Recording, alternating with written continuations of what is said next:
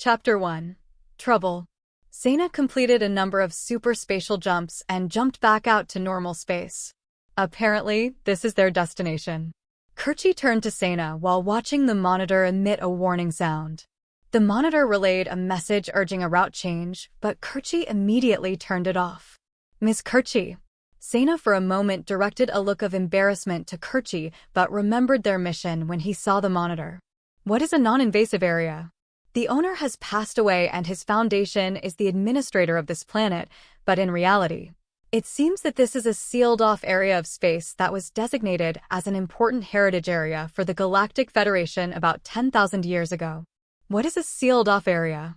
There seems to be an ancient civilization's ruins here. In the original owner's report, it seems to have been an important site for the great prehistoric civilization. The research materials from the owner were pretty extensive, but they've been lost, so the place has been left untouched by other researchers. This is one of the sites proposed to be the origin of the great prehistoric civilization, but there are other candidates. The biggest factor for it being sealed off seems to be that it straddles multiple borders. It's a place where the territorial issues are complex and intertwined. Indeed. So, you mean we aren't exactly in the Federation? Although there's an entire solar system in the area, there seem to be few rare resources on any planet in the area, so the value of use of this area isn't very high, so each country agreed to place it off limits. If resources are so scarce, how could the civilization there possibly become so sophisticated? There's no doubt that they were at least capable of interplanetary navigation. Even though there are ruins, it seems that there's hardly anything remaining on the surface to be discovered. Most of it was probably buried by tectonic deformation of the crust. How can they know so much about it? Did they do some sort of scan? Even a simple scan can pick up a surprising amount of detail. They found surprisingly few residual relics. How were they all destroyed? If they had interplanetary navigation technology, wouldn't they have materials that were resistant to aging? Well, as life develops and populations increase, huge cities are formed. These cities become focal points for gathered resources that come from all over the place. Many resources are necessary for living, clothing, shelter, and other human activities. For older civilizations, shell mounds can be found. Shell mounds are the remains of shellfish consumed as food. If an ancient civilization is megalithic, various ores and rare earth metals will be found. If recycling starts to be done only from consumed materials, the city becomes a treasure trove of hidden resources. In other words, even if buildings don't remain as shapes, we know that there was a city in that place because of that, but it's not there anymore. There are theories that a large migration to other star systems occurred. Migration? With advanced enough interstellar navigation technology, it's just faster to migrate people rather than bringing a large quantity of resources from other places. All the buildings might have been recycled and used as material for the migration. It must have been really necessary if they recycled all their cities. What could have possibly happened? Another theory was that it was used for the seed plan of the great prehistoric civilization. Since it seems that at least a few trillion or more large spaceships were built, the resources used would have consumed a solar system, so it's not enough on its own. It's regretful that the owner's research data is missing. It was submitted over 10,000 years ago, but considering that the Galaxy Academy is around 20,000 years old, it's surprising that no one's done any further research on it. But the Academy doesn't have many researchers in rural areas like this, and a system for registering precious data with the Academy to keep it from being lost was only established about 4,000 years ago. It's a surprisingly recent development that the Academy's technology, distribution, and communication networks have finally spread to the frontier. Oh, I see. Sena, who saw the planets in the solar system, turned to a planet which closely resembled Saturn. Doesn't that look like Saturn? As the other planets came into view, he noticed that the solar system closely matched Earth's. The only difference was between the third and fourth planet where people could live. Of course, if you looked closely, there were differences in each, but the size and the order of arrangement were exactly like the Earth and Mars. The ship seems to be heading towards the fourth planet. Since there's a natural environment remaining, fossil fuels have accumulated accordingly and it's possible for people to live normally without any problems. It seems that a small number of WoW still live there. Oh! The ship's tracer disappeared in front of Seina's eyes. Did they jump? No. There seems to be a strong jamming signal. The destination is definitely the 4th planet though, but it seems that it'll be impossible to communicate with the outside once we're in that area. Kerchi gazed at Seina. If it was impossible to communicate, it was impossible for someone to call for help. Should I contact the GP at this stage? There's the possibility that this is actually an illegal operation being carried out by an organization that has nothing to do with the Federation. An illegal operation.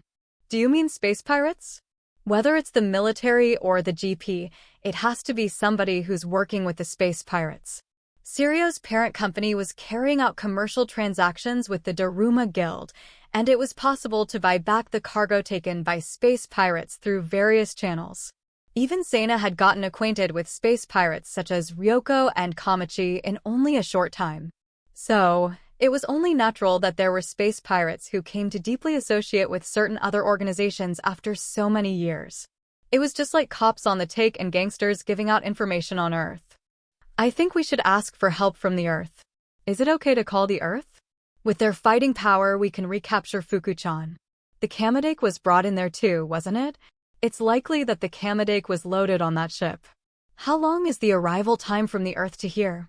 Judging from the performance of the Kamadake, I estimate it will take 15 hours or so. They're going to need a detailed report of the situation. Seina started thinking what to say in his head. I understand. He had to be careful with how he presented the situation. Despite Seina's intuition and experience, his bad luck meant that his best efforts to disclose things wouldn't always produce the best results. Well, it'll take a while for me to do that, but for now let's get closer to the planet. Then I'll put out a timed communication pod. Once the course of action was decided, Kerchi's actions were quick. Time was an important factor for Seina. The communication to the Earth will be set for 24 hours after we lose communication here. Please do so. What a troublesome situation. In front of Minaho's monitor, Sito was standing looking cranky. Seina and Dr. Clay. What a nasty situation. Surely he will notice the existence of that Pinocchio. Who knows what he'll do with that data? Sito did a thought link with Mikagami and was trying to pick out an optimal solution from the enormous number of choices she had. Her plan was enormous. The impact of minor plan changes sometimes affected spans hundreds of years long. Originally, it was necessary to think about the plan changes with many staff members, but now there was no time to call her staff. From the coordinates we just received, the position of the enemy base is roughly known. They knew the coordinates, but had no idea what the situation was, so they needed to go in full force. Naturally, they had to organize a massive assault unit, but the probability of securing the target was still low. Sito was making sure she executed a strategy that was urgent and would be carried out promptly. It was necessary to use an unreasonable level of power. She had to make sure it wouldn't be too hazardous for Jurai and various other things like becoming the primary reason for the delay in Minaho getting married. We have to hold off on the situation. Oh! Roger that. They had to hold off on taking back Mickey and focus on another goal. There was no need to activate the authority of Jurai and various others just yet. Seina will have a grudge against me for this. Perhaps knowing the circumstances, Seina wouldn't blame Sito's judgment. But there was no doubt that he would be terribly hurt. The situation is so troublesome it would be best if we did nothing at all on our end. What? But then, there's no way around it. But what about Seina? Why? Yes, I know, but despite the cruel judgment, Sito's face remained calm. But if Seina has gone after them, I don't think we'll even have to move. Let's keep on doing all sorts of things on our end. The more confusing we can make it for them, the more convenient it will be for Seina. Seina has chased Fukuchan. In the living room of Amain's penthouse, a staff member from the entrance was treating Karen. They couldn't leave her, but they had to deal with Neju first. 2 men and 1 woman came to help. The 2 men double-checked for any pirates left in the room and for traps. The woman treated Karen, who woke up on the sofa. I'm sorry. Detainment of the intruders was delayed. When she woke up, Karen had contacted Kariko through a secret communication channel, but it was already too late. So, is Ms. Neja safe? Yes. However, we're also being monitored and can't move carelessly. Roger that. Karen, keep an eye on Neji-sama. But first I want to show you what the situation is here. Karen's sense of sight and hearing synchronized with Kariko's. Kariko's group was moved to a large room where they were monitored by soldiers. A main was cursing at a soldier, but he quickly moved to talk to someone else. Chairwoman Eri, what is the meaning of this? Oh my, what scary faces. Careful, you don't want any wrinkles on those beautiful faces of yours. Eri, as usual, had on a relaxed expression while the girls' gazes of anger washed over her. Sena seems to have pursued the army ship that took Fuku-chan, aren't you aware of that? No way. That's great. Did you hear that, Kariko? Amain and the others who didn't have private communication abilities were surprised at the fact which they had just heard for the first time. However, the girls who had long had relationships with Sena quickly regained their composure. Yes, but that's not a good thing. He'll probably get in a fight with the army. Judging from his bad luck, that's a big possibility, isn't it? It's fine if it's a fight with the army. Everyone turned their eyes towards her at once because of the strangeness of the words Eri uttered. What do you mean? The warship that's transporting the Kamedake and Fuku isn't appearing at the meetup point for the military representatives, and Kariko's cruiser that Sena was riding also ignored orders to not pursue it. Is that Sena's fault? There are no firearms that can fight battleships on that cruiser, and you know that, Eri. And why was Fuku kidnapped? That's the real problem. Isn't the blame on those who kidnapped Fuku-chan? Well, it doesn't change that things have become troublesome either way. Eri glanced at the door that was left open. Misao-chan? Mihoshi's younger brother, Misao Kuramitsu, entered with some GP soldiers. Kariko Masaki, a main Kanak, Ryoko Balta, Hakuren, Jayakiran, Sueran. You six are under arrest on suspicion of assisting the destruction of a GP army fleet ship. Nejuna Melmoss and Karen have already been detained. Do not resist. What do you mean, Misao-chan? As much as Misao was trying to be intimidating, it didn't affect a main who had known him since a young age. The surrounding soldiers who knew their relationship were laughing. Main-san. Please stop calling me Misao-chan. Why Misao-chan? Is it going to destroying the fleet? Kariko goaded him. This caused the soldiers to burst out with laughter. Huh. That's up to you, Miss Kariko. He quit trying to make them stop. Anyways. As mentioned earlier by Eri, after the GP Academy trainee Sena Yamada went after the Kamedake, the locating beacon of the transport ship disappeared. The allegation is that he destroyed the transport fleet ship and took off in the Kamedake. Then, as we explained earlier, Misao-chan, that cruiser could have had a core unit installed. In other words, if they installed a battle unit, Sena could have attacked the ship. Sena isn't the kind of child who would do such a thing. That's under investigation for now. When I was at Mashisa's wedding ceremony, you and I celebrated by singing a song. Amain, of course I'm glad you came, but please stop confusing my public and private life. Misao cleared his throat and glared at Kariko. Anyway, let's not waste our time. How about a compromise? What do you mean? At Terrence Basin Aid was examining the Kamedake, which was trapped in a barrier. The Kamedake was carried out of the hoistoke to be stored in an underground hangar at the base on the planet. It was trapped in a hardening gel the color of an opal. It was as beautiful as a giant gem, but it was extremely troublesome to take out. Terrence-sama, would you mind dismissing the military personnel? The space pirate who steered the hoistoke looked at Terrent, but Terrent was busy examining the Kamedake. Are you from the technical team that moved the Kamedake? Someone asked. Well, yes. If the Kamedake starts to move, we'll need you around. Terrent is in a good mood now that the Kamedake is in front of him. He doesn't care about how the package got here, he just wants to open it. Take your team and get it to the central laboratory. Is he really that Dr. Clay? Terrent glanced at the old man in front of his eyes.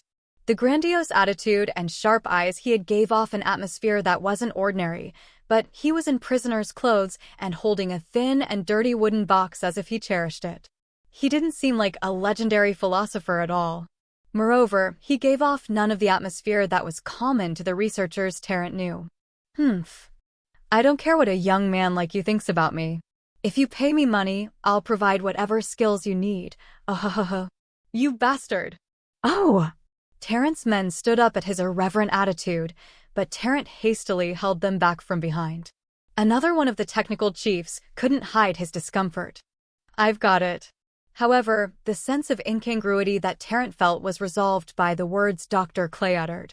Science for Clay was only a means to get money.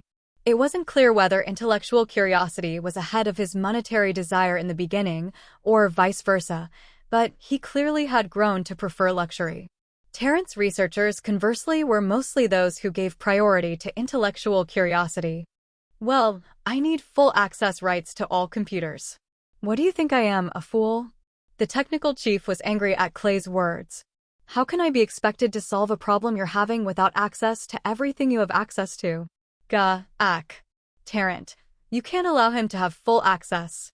"I don't know how you managed to get me here, but I'll need access to the necessary tools for analysis and creation, and I guess I can have it all brought, but of course, there will be a surcharge." Philosophers really are a wonderfully resourceful lot. I have heard that you're especially good at stealing the results of others for yourself, aren't you? Are you asserting that you're using all of the technology and information you have at your disposal correctly and to its maximum use? Technology isn't a thing that you collect and hoard. Its only purpose is in being used for the people, and in this case it's not your call, it's your employer's. Dr. Clay, who had experienced such a conversation many times before, swiftly directed the conversation to the person who was actually paying him to make a judgment. Being quick about things was the best solution for salaried workers. "Having your things brought here will be fine. I can't give you full access. I need to secure my personal data. I know how to keep a vow of confidentiality. Pirate money is dirty money. On the other hand, I'm not interested in anything else. Has the ship been surveyed yet?" Certainly. Although Clay was infamous, he wasn't known to ever leak his clients' personal information. He was known for making patents related to other people's inventions that used them combined with multiple technologies. Concealment and theft of technology was a problem that philosophers have always had. There were professional organizations in the academy that held trials and coordinated related matters, and most problems were solved there. "I don't care how much money it takes, I want results." "Then there's no problem. As long as you have money." Many of Clay's lawsuits involved money. It was also almost 100% of the reasons that he had been put in prison in the past. Clay was a more than competent philosopher when money wasn't an issue. The technical chief was instructed silently by Terent to disclose an incomplete access code to Clay. He wrinkled at the mouth because it made him feel uncomfortable, but of course Terent didn't see him do it. "So where's the Kamadake?" Clay asked as he touched the authorization monitor plate with his left hand in a casual way. The release code disappeared as it wrapped around his left hand. "Open it." The back armored shutter opened to respond to his order and exposed the hull of the Kamadake, which was transferred to the central hangar as they watched. Clay approached a monitor window and immediately put his left hand on the terminal to start collecting information from the computer. "I want to make that thing mine. Can you do it?" "That can't be all you called me out for?" Clay suddenly displayed one monitor with an unpleasant look. "Oh, that's the terminal body of the Kamadake. Did you try to clone it when you can't even analyze it?" "Well, even from just an anatomical examination, we found it has a massive energy output like an entire universe held in a tremendously small organism. It also has a strong bioguard. So, if cloning it was so easy, why haven't you unlocked the freeze on the ship? We couldn't sever the link." Well, not with your level of technology." "So can you do it?" "Impossible." "What?" the technical superintendent cried when Clay responded bluntly. "Clay, are you saying that Washu Hakubi has better technology than you?" "It does not matter which has better technology. It's impossible to block the link to Washu even if someone had such technology." "What do you mean?" "Usually, it's a superspatial link that's used for such things. We already tried that." Even if that was the case, it wouldn't have worked. The superspace us philosophers use is infinite." "It's infinite?" "There's also a higher level of superspace that we use. It takes time, but it's possible to identify the range of the superspace that is used and block it off, but this is definitely an astral link being used." "Don't be foolish. Even reading the records of the astral sea is nearly impossible to do. It's impossible for a specific interactive exchange. There are several people who can do that among philosophers." "What?" But, well, I guess that means. If it's possible, Blocking the link is theoretically impossible. Yes, and you should put more advanced time freezing on that terminal. You can quickly unfreeze yourself as it is. What? The technical chief had a reasonable confidence in his skills, but in front of the Kamedake and a great philosopher, he felt stupid. I have a question. Clay spoke to Tarrant. A question? What do you want to do with the Kamedake? Mass produce it by analyzing the technology, or do you just want it for personal use? I want to make it mine, that's it. Should I assume that you want to use it to replace the Deadless? That's right. In that case, that terminal body is in the way. Why? Washa made it so you have to mother it. That's just like her to do such a thing. It doesn't move unconditionally or faithfully to the owner's intentions. You'd have to spend time taming it, and taming it isn't always possible. And even if you can, it might still rebel against its owner. It's the same as a child or a pet. That's why Clay glanced at Fuku and her clones again. Ahahaha. It's pretty cute, but it's also a deadly beast that can erase you at any moment if it feels like it. If you still want to try to tame it, I won't stop you, but you probably won't get satisfactory results. Humph. I don't intend to spend time on such things. I want a ship that moves at my will. The original is for analysis, and the clones are just trash. Tarrant raised a mechanized hand and looked at the clones with brutal eyes. Just leave their disposal to me, he said. Oh my, is that your fetish? I have no such fetish. Despite it being a mother simulator for Washu, it's still a work of art. I don't dislike Washu, but I hate her creation. I have endured far too much humiliation from that thing, and these clones are just waste products. I might as well get some use out of them. The Kamedake was just a ship. He had no grudge against it if it became his. However, circumstances were different with Fuku. She was the heart of the Kamedake, the one who humiliated him. Oh, it seems like you have an intruder, Dr. Clay said, pulling up a monitor. What? But we didn't detect anything. Dr. Clay manipulated a monitor quickly and displayed Seina's ship. That's the ship that Yamada Seina was on. How did he get here in such a small ship? That's definitely a philosopher's ship, so it probably long-distance hyperspace jumped. Why didn't anyone notice him following them here? Capture Seina Yamada. I want him alive, but don't worry about bringing him without any damage. The officers flew from the scene to flee Tarrant's anger and carry out his orders. Clay was guided by one of Tarrant's subordinates to a room around the armored dock that stored the Kamedake. You can work here. Just don't get up to any kind of funny business, Tarrant's underling said, before he walked away. As expected, he couldn't lock the room at the entrance, but as Dr. Clay had requested, he was left alone. There was also basic monitoring, but no advanced monitoring system in the room that Clay was left in. So, nothing was keeping Clay from doing what he was about to do. Now, he quickly entered the surveillance system and sent out dummy data. Even though he lacked advanced tools, the basic ones he was provided with were enough for him to work with. Well, they won't notice me outside now. Clay suddenly spoke to a monitor. First of all, let's introduce ourselves. Aren't you going to say anything? It's not a bad thing to be cautious, but there's not much time left. Well, okay, then forget about introducing yourself. How about we start negotiating first? I want a piece of information. I know information is not cheap. I also know you have full access rights. I don't expect you to give them to me, but as a philosopher, I like to grasp all the information I can. Of course, that's not the real goal of my mission. Clay watched the monitor flickering but continued talking because there was no response. I want to grasp all the information that I can, but only for the money it brings. Just because I'm being fed by one person doesn't mean I won't take another offer for dinner from someone else. Clay put his face to the monitor. I know you're in there, Pinocchio. I want to know that access code, and you want your freedom, so I know that you're willing to let me pay for it. You weren't born here. I don't know how you got here, but wouldn't you like to get out? Hun, I'm not trying to toot my own horn, but while a Pinocchio is a rare thing, for a philosopher it's not very valuable. It can be created any time, if anything that's just what the Kamedake is, although it also has a brain terminal. But it's not like there's any Pinocchio here who could use that to whom I could provide valuable information to in exchange for a full access code, otherwise. At that point Clay stood silent. Ho ho! A few minutes later, A part of the monitor flashed, and a reply was sent with a commonly used blinking communication code. Huh, so the Kamadake's terminal is there. Well then, I can use those clones. Clay said with a satisfied smile on his face.